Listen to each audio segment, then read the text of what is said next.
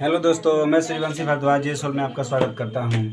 आज हम लोग कक्षा 10 के भौतिक विज्ञान के पहला चैप्टर है प्रकाश का परावर्तन तथा अपवर्तन के बारे में हम लोग पढ़ रहे हैं। इसमें हम लोगों ने प्रकाश की परिभाषा, प्रकाश के गुण, उसके बाद दर्पण तथा प्रतिबिंब और प्रतिबिंब की आभासी वास्तविक प्रतिबिंब के बारे में हम लोग पढ़ लिए थे।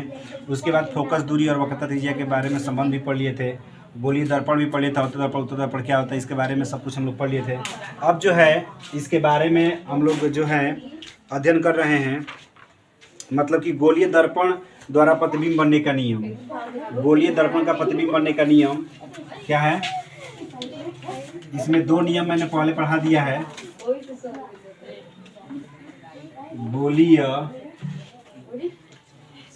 गोलीय दर्पण द्वारा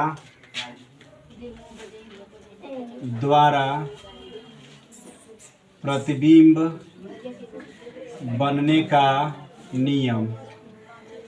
गोलीय दर्पण द्वारा प्रतिबिंब बनने का नियम जो है, इसके पिछले वीडियो में हम लोगों ने दो नियम पढ़ लिए हैं। अब तीसरा चौथा नियम पढ़ेंगे हम लोग, ठीक है ना? तो आइए समझते हैं कि तीसरा नियम क्या है।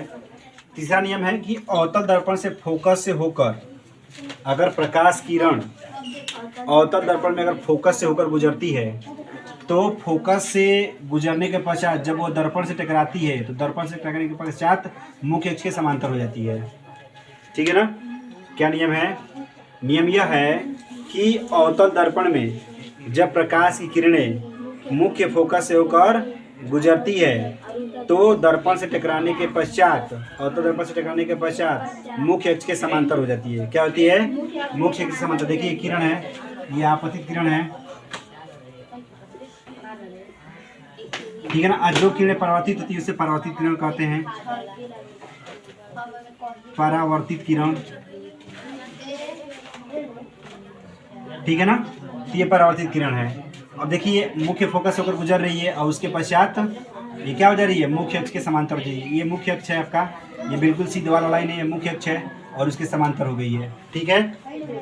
और लेकिन यही उत्तल दर्पण में क्या होता है कि उत्तल दर्पण में जब प्रकाश किरण आती है, उत्तल दर्पण से टकराती है, तो टकराने के पश्चात ऐसा लगता है कि वो मुख्य फोकस से आती हुई प्रतीत हो रही है। क्या हो रही है? मुख्य फोकस से आती हुई प्रतीत हो रही है, ठीक है ना? जैसे देखिए लग रहा है कि ये टकराई है, टकराने के पश्चात लग रहा है कि ये मुख्य फोकस से आ रही है, मतलब ये मुख्य फोकस से ही लग रहा है कि आ रही है, लेकिन ये वास्तव में किरणें आती हैं उत्तल दर्पण से टकराने के पश्चात ये मुख्य अक्ष के ये भी क्या होती है? समांतर हो जाती है, ठीक है ना? वास्तव में ये आती हुई प्रतीत होती है, लेकिन आती हुई प्रतीत नहीं होती है। ये भी मुख्य अक्ष से टकराने के पश्चात उत्तल दर्पण से टकराने के पश्चात किरणें क्या होती हैं? मुख्य अक्ष के समांतर हो जाती है। देखिए ये आपतित किरण, आपतित किरण का मतलब क्या होता है? आती हुई किरण, ये आ रही है, और ये है परावर्तित किरण। परावर्तित किरण मतलब जा रही है, टकराने के पश्चात जा रही है। तो जब आती है तो आने के पश्चात जब टकराती है तो ये मुख्य अक्ष के ये भी समांतर रहती है, लेकिन ऐसा लगता है कि मुख्य फोकस से होकर क्या हो रही है? आती हुई प्रतीत हो रही है, ठीक है ना? जैसे देखिए लिखा है अवतल दर्पण के फोकस से होकर जाने वाली या उत्तल दर्पण के फोकस की ओर आती हुई जाती हुई, ठीक है ना? ये जाती हुई प्रतीत होती है। जैसे लग रहा है कि मुख्य फोकस की ओर जा रही है, लेकिन ये मुख्य फोकस की ओर नहीं जाती है।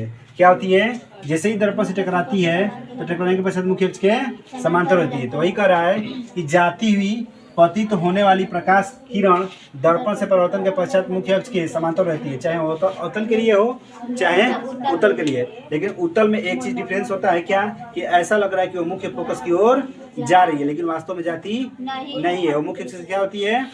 समांतर हो जाती है, मुख्य अक्ष के समांतर हो जाती है, ठीक है ना?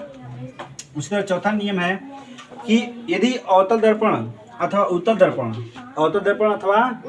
दर्पण में जब प्रकाश किरण ध्रुव से होकर जाती है, कहाँ से होकर जाती है? ध्रुव से होकर जाती है, तो जितने कोण से होकर जाती है उतने ही कोण से क्या होती है? वापस आ जाती है। तो ये उत्तल और अवतल दोनों के लिए, समझ में आया ना? जब प्रकाश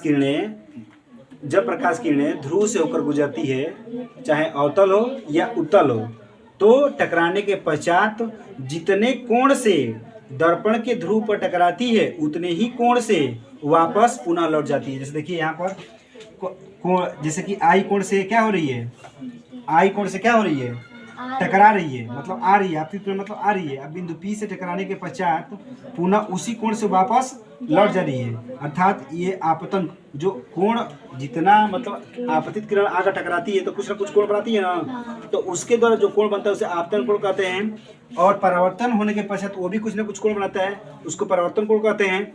तो ये क्या होता है कि आपतन कोण आई और परावर्तन कोण आर ये दोनों आपस में बराबर हो जाते हैं। क्यों? क्योंकि उतने ही कोण बनाती है, जितना ये कोण बनाता है उतना ही ये कोण बनाता है, इसलिए कोण आई बराबर कोण आर हो जाता है। इस तरह उत्तल दर्पण में भी होता है यही क्रिया सेम, ठीक है ना। इस तरह से गोलीय दर्पण द्वारा प्रतिबिंब बनने के नियम जो होता है क्या होता है, समाप्त होता है। और इसके बाद हम लोग क्या पढ़ेंगे, इसके बाद हम लोग पढ़ेंगे अब अवतल या उत्तल दर्पण के द्वारा बनने वाले माने प्रतिबिंब कि अवतल और उत्तल दर्पण से कैसे कैसे प्रतिबिंब बनते हैं, इसके बारे में अध्ययन किया जाएगा। बस आज के लिए इतना ही, धन्यवाद।